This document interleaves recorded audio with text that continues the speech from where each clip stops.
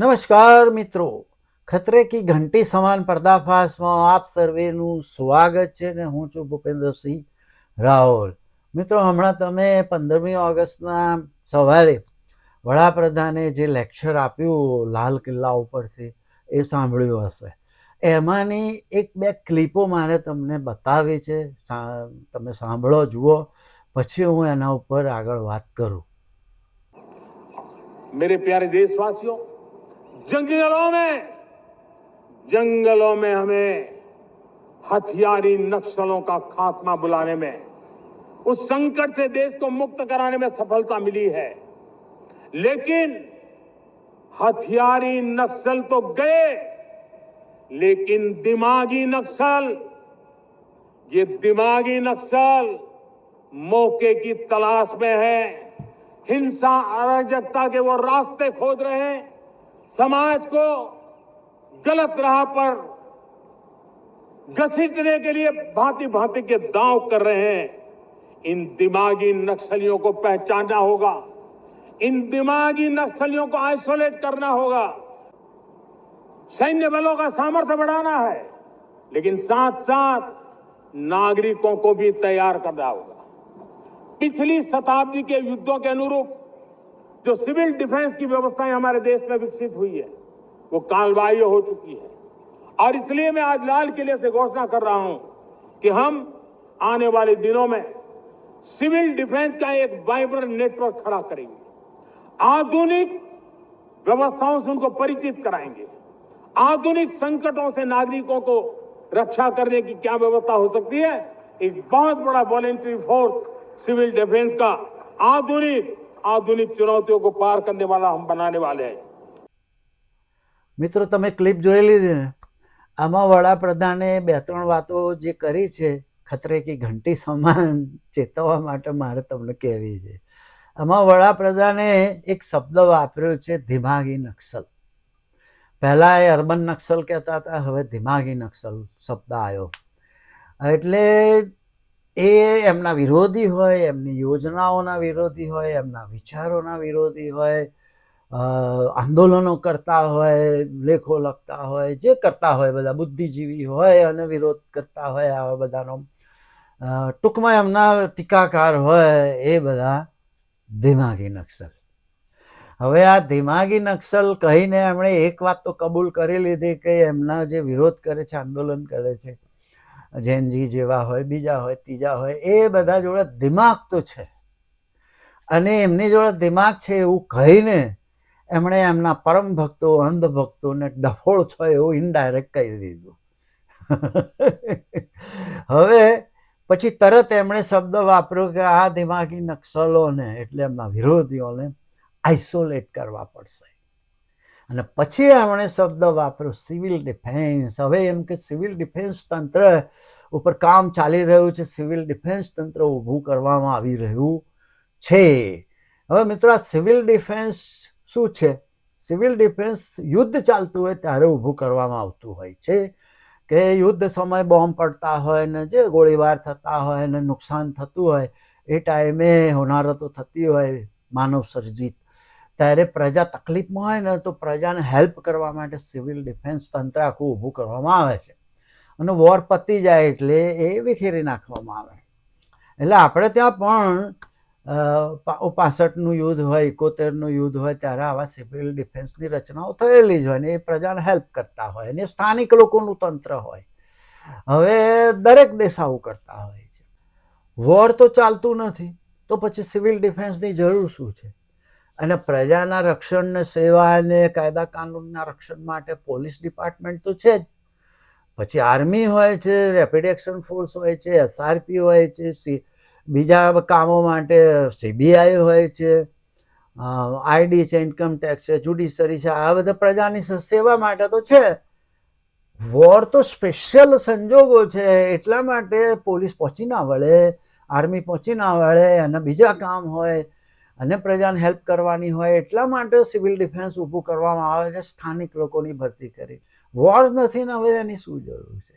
પણ મોદીજી માટે વોર શરૂ થઈ ગયું છે. મોદીજી માટે વોર ચાલુ થઈ ગયું છે. જૈનજી એમની સામે વોર ચાલુ કરી દીધું છે. એટલે મોદીજીના બ્રેનમાં તો વોર છે. કે સાલું અમારે વોર આવી ગયું છે એટલે હવે સિવિલ ડિફેન્સ પ્રજા માટે નહીં કરવાનું, એમના પોતાના માટે કરવાનું છે ઊભું. વર્ષો પહેલાં જર્મનીમાં એક ભાઈએ આવી રીતે સિવિલ ડિફેન્સ કરેલું, બધા દેશો કરતા હોય છે વોરના સમયે. એ વખતે બીજું વિશ્વયુદ્ધ ચાલતું હતું અને એ વિશ્વયુદ્ધ એમના લીધે જ થયેલું. અને એમની જોડે પણ SS હતું, ગેસ્ટાપો હતું, પ્રાઇવેટ સેનાઓ હતી, SS અને ગેસ્ટાપો, જાસૂસી તંત્ર ને એવું બધું હતું એમનું. છતાં એમણે સિવિલ ડિફેન્સ તો વોરના લીધે કરવું પડ્યું હોય. પણ એ સિવિલ ડિફેન્સ શું કામ કરતું હતું ખબર છે? કે જેની હત્યા કરવાની હતી, જે ખાસ પ્રજાતિની હત્યા કરવાની હતી, ભેગા કરીને એમની માહિતી આપતું હતું.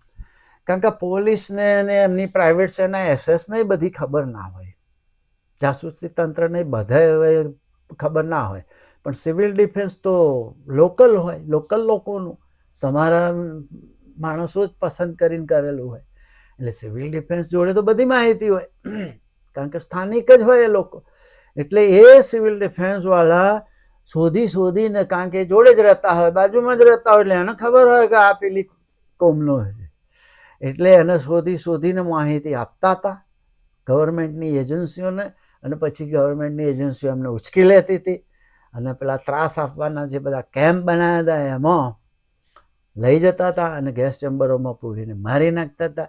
એવી રીતે 60 લાખ લોકોને એમણે મારી નાખ્યા હતા.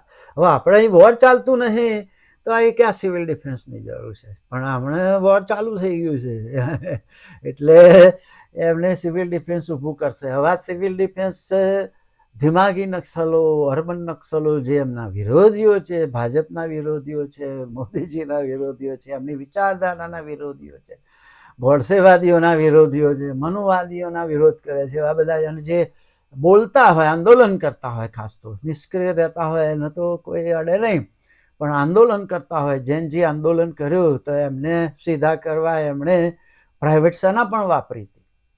સફેદ શર્ટ ને જીન્સ પહેરેલા, હાથમાં લાકડીઓ લઈને પ્રાઇવેટ લોકો મારતા હતા. એટલે એનો તો પ્રશ્ન હતો, એટલે એમને તો પ્રશ્ન પૂછે ગમે નહીં, એટલે મોદીજીનો પ્રશ્ન પૂછનાર બધા જે છે દિમાગી નક્સલો, એમને આઇસોલેટ કરવાના છે. અને આઇસોલેટ કરવા માટે એમને શોધવા પડશે ને, તો શોધવા માટે સિવિલ ડિફેન્સની જરૂર પડશે. હવે અત્યારે પણ તમે જુઓ તો આજે પણ સરકારી એજન્સીઓ છે, પોલીસ હોય, CBI હોય, NSA હોય, ED, ID, જ્યુડિશરી, બધી લગભગ મોટા ભાગે તો પ્રજાને ને બંધારણને વફાદાર હોય એવું તમને લાગે છે? ના, એ સરકારની સેવા કરે છે, પક્ષની, ભાજપના. સરકાર જે કેમ કરતી હોય છે એટલા માટે તો જો તમે શાહરૂખ ખાનના છોકરાને ઘાલી દીધો તો વગર વાક્ય છોડી દેવો પડે, કોર્ટનામાં સાબિત ના થાય.